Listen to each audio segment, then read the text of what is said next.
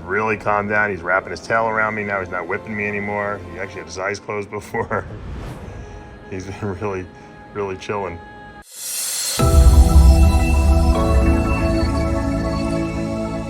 What's up, snake fans? Dave Palumbo here for Muscle Serpents Daily, and another busy day, Olympia week here at the snake facility. I'm doing double duties with the bodybuilding and the snake world, but I want to get you guys stuff because I'm actually doing all the cleaning myself. Actually, I had a little help yesterday from Yoda's Boas, but Pablo's on vacation, so today I'm just kind of snooping around, seeing what I can find. I got to play with my Albino Water Monitor again. I'm doing my daily training. Unfortunately, the training has only been going well for one of them. The other one kind of seems to hide a lot during the day. I might have to eliminate some of those hiding spots to make them a little bit more social.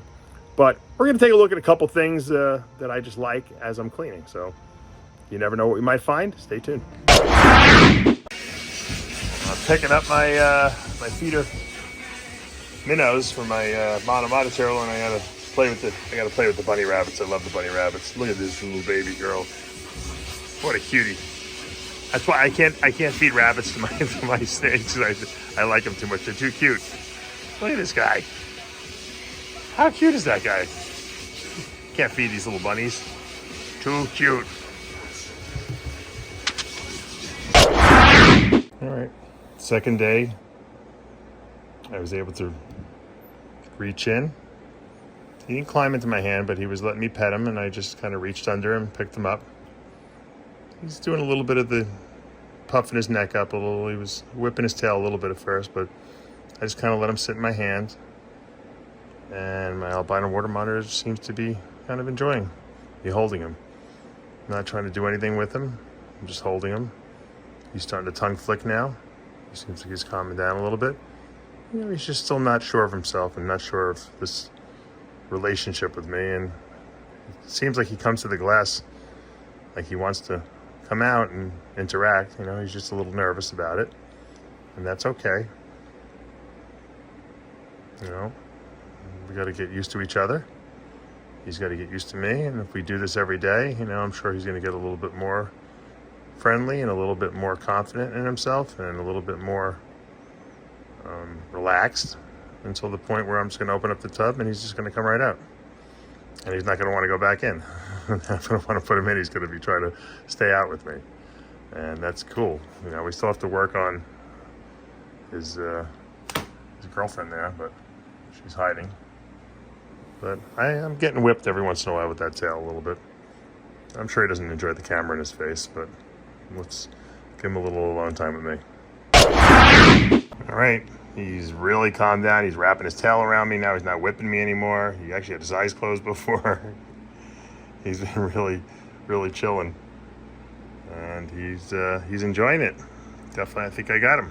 I think I wouldn't say he's 100% trained. I think he's comfortable with me, and he knows I'm not going to hurt him. And I've been doing the little trick every time he gets a little upset. I put him up a little higher like this, and he likes that. He likes going up high. They just like to be up higher than everyone else. It makes him feel very comfortable. And I want to clean his cage out now, and he doesn't want to go back.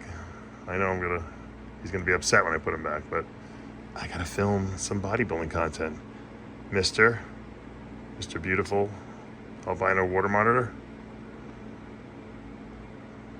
What do you think, male or female?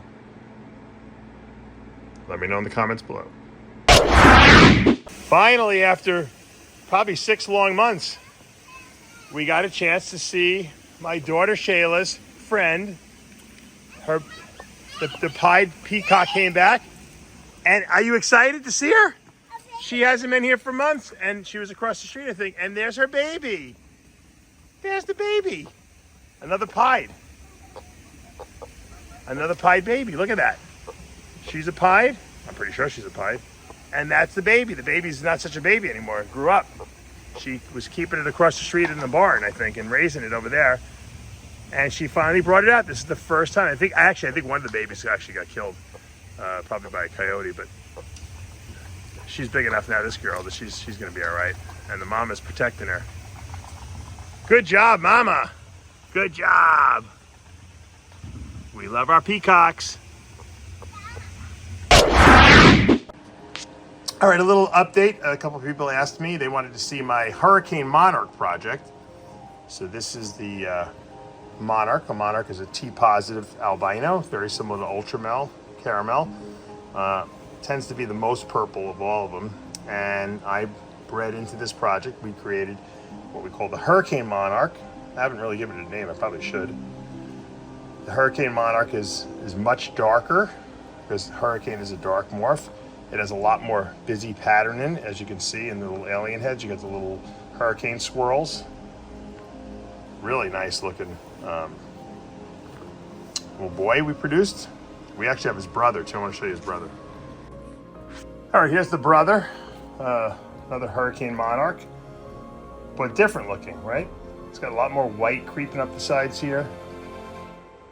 Just different. And the truth is, it has to be the same, morph. It has to be the Hurricane Monarch, just like the other brother was.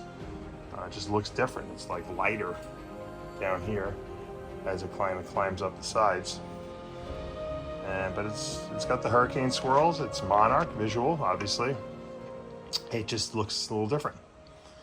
And that's variability of the hurricane gene, probably more than likely. Monarchs are pretty much monarchs. I don't think there's that much variability in them. I think it's the hurricane gene that has more variability in it, in expression. I see much more of the hurricane swirls here. I see some more darkness in the tail. But the other one was darker. This one has blushing in here throughout. And I don't know what's causing, if anything's a little feisty. I don't know what's causing all that blushing, but it definitely has it. So we'll keep an eye on it as it progresses. Here's a really nice albino. I think the albino scaleless heads are probably the nicest albinos. This, I believe, has enchi in it too, but I just find that scaleless head animals in general, I'm not talking about a fully scaleless animal, I'm talking about the scaleless heads. That's the single copy of the scaleless gene.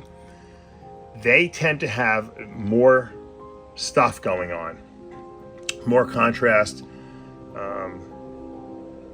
They almost look like they have like a highlighter type gene in them. And that's really what people don't realize, but that's what the scaleless head gene does. It creates more contrast in the snake, in the single form. So I think that, truth be told, I think the Scaleless project actually has more value in the single copy than in the truly scaleless animal. I like scaleless animals. I have a couple of them. I don't have a ton of them. We have about 5 of them. But I actually like the scaleless heads better. That's one of the nicest albinos I've seen because of the scaleless head gene in there. And obviously, there's like I said, there's a copy of enchi. I'm more than positive that it's in there. So this is enchi albino scaleless head, male. Beautiful. I actually have one of these too. I've already held back. I'll probably sell this one, but if you like albino and you want like the nicest albino that you'll ever see, that's, you could put 15 other genes in albino too and make it look nicer. But I'm saying, as far as just like a regular, 2-gene animal, this is enchi albino. Scaleless head really, really brings out a lot in these snakes. And then you always have the option to make it a scaleless animal. So there's a lot of options, I think, in the scaleless head project. This is a female scaleless head albino. This does not have enchi in it, but this is scaleless head. Also just a beautiful albino. So much nicer than the regular albinos. And let's see, hold on, let's put this guy over here. Much, much nicer than a regular albino. Just like I said, it's got that enhancement to it from the scaleless head gene. Now look at this. This is a pastel scaleless head albino. Talk about one of the nicest pastels you'll ever see. So this is, technically, people would tell you this is a single gene copy of the single visual, just pastel, but it looks, look at the golds in here and just the way it's popping. It just looks like way more than that. See the scales missing? That scaleless head that's making that snake look so vibrant. And that's head albino as well. That's a nice little female if anyone's interested. Little update on my enchi clown pieds. This was the first litter of the year of them I had. I had the second litter too, which had the banana in it, but they're growing. This is my female. She's big. She's only like 6 months old. She's huge. She pretty much could nail a small rat if she had to, pretty much. Once again, you can just see she's got a lot of pattern to just very little bits of whites in her. And that's because that Enchi gene makes very low white pieds. Get away. Let her get away so easily. Almost looks like a ringer, but then you can see the whites coming up the side too. She's visual. She's definitely a visual pied. And because both parents are pied. And beautiful.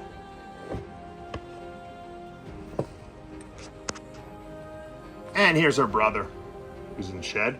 Another Enchi clown pied. So we have the recessive pied with the recessive clown, the two most popular genes in ball python breeding, with the Enchi gene, which makes that low white pied, and it's just gorgeous.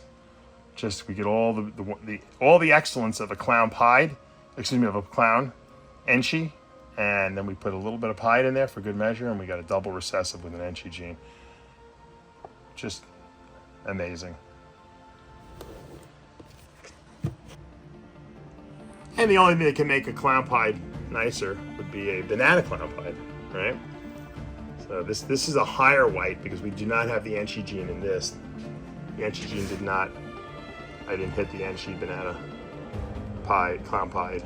I missed it. But this is banana clown pied, just minus the Enchi. So it's going to be a little more higher white, which is fine. Still gorgeous. This is what is my dream snake to make. Probably when I first got started, and no one had even made the clown pied yet. And beautiful. And here's a beautiful banana Enchi clown het pied, which might be the nicest one of all the snakes I showed you in this project. And this one's not even a visual pied. So obviously we know that the Enchi clown pieds, or Enchi banana clown pieds, are going to probably be spectacular. I missed that. I got the banana clown pied. I didn't get the Enchi banana clown pied. But this is a pretty radical looking snake, right? Enchi banana clown het pied. Beautiful. Actually, you know what? This is actually 66% het pied because both parents were het pied. So we're not guaranteed this is het pied. But just the banana Enchi clown is really nice. One of the nicest ones I've seen. And we'll finish up this little quick hit video for today with this Banana Orange Dream Yellow Belly pied. It looks hypo to me. I don't know. We'd probably say head hypo. It looks like a visual hypo to me, but can't be sure. We produced some really nice pied stuff this year. Really, really happy about it. This is a female too. Very rarely do you see banana pied females. So she's obviously got Orange Dream in her. She's got Yellow Belly in her. She might even be like a super. No, I don't think she's. I don't think she's super. I was thinking either super, but she could be super banana. I don't think she's super banana because she's getting like speckly spots. And I don't think she's hypo either, to be honest. I think she's just a really clean banana Orange Dream Yellow Belly pied. You can see the jaggedness of the pattern can confirm the yellow belly in there. A lot of purples in her though. Really nice. Banana pies have always been really favorites of mine. I mean, you throw Orange Dream in there, Yellow Belly, it just makes them better. This is one of my favorite pied combinations, even though they look a little freaky. I like it though. This is a lesser banana pied, possibly Yellow Belly, possibly Enchi, possibly Orange Dream, and possibly Hurricane. But we won't know that because when you mix lesser and pied, you get a really, really pure white snake. Usually they have little small black eyes, but because this one has banana in it, the eyes are going to be red. So we got red eyes in here. You can see it. I don't know if the light picks that up, but these might be the whitest ball pythons that exist. I don't know if there's any whiter ones. And you can see leucistics, they're not this white. They're so clean because it's basically a pied with no patterns. So it's just the white of the pied. And they have, like I said, they have these little freaky little small eyes, which are kind of cool. Doesn't seem to affect anything. They just kind of look a little weird. And now you can see the red reflection in them because that banana gene lightens them up. The banana lesser and the pied create a red-eyed snake. Now, like I said, there could be Orange Dream, there could be Yellow Belly, there could be Hurricane in there. We won't know until we breed it out. This is a male. You know, this could be a bonanza if someone buys this and you can hit a ton of genes in this thing. I don't even know if I want to sell it at this point, but I just really like these snakes. I don't know why. Like I said, maybe it's from the bodybuilding background I come from. I just like things that look a little freakier than the norm. But look at the purplish pinks in here, and then just pure saturated white. And I put it purposely on a white Bounty paper towel so you can see how white it is. It's actually as white almost as that white paper towel. So really nice with that, like I said, that purplish looking head with the red eye. It's more of a pink, I would say, probably, because you can almost see through the skin, and that's why it's looking so pinkish. All right, we got a little update on our Orange Dream Ultra Glow Pied that we produced in 21. So she's about a year old. She's a little older than a year old now. She's put on some terrific size. She's eating not medium rats, probably small rats. Although Pablo might sneak a medium one in there. I don't think she's ready for that yet. But that's Orange Dream Hypo, which is a recessive, Ultramel recessive Pied. So we call that Orange Dream Ultra Glow Pied. As far as I know, she might have been the first one produced of that combination. I think I might have been the first one to do this one. I've been growing this girl up. She's got her brother, which is an Ultra Glow Pied minus the Orange Dream. I wound up keeping him too, so I just couldn't let him go. So a couple people try to buy him from me, and I chickened out at the last minute. And I said, nah, I gotta keep him. Because my luck, I'll never produce another one. So I figured, let me keep him. She's just exquisite. I mean, the oranges in here. Ultramel and Hypo are amazing together, obviously. Orange Dream on top of it is great. The only thing that could be better would probably be putting maybe some entry and another copy of Orange Dream in there. Pied just breaks it up and makes, look at that. It almost looks like it's the yellow belly too, but it's not, as far as I know. Gorgeous female.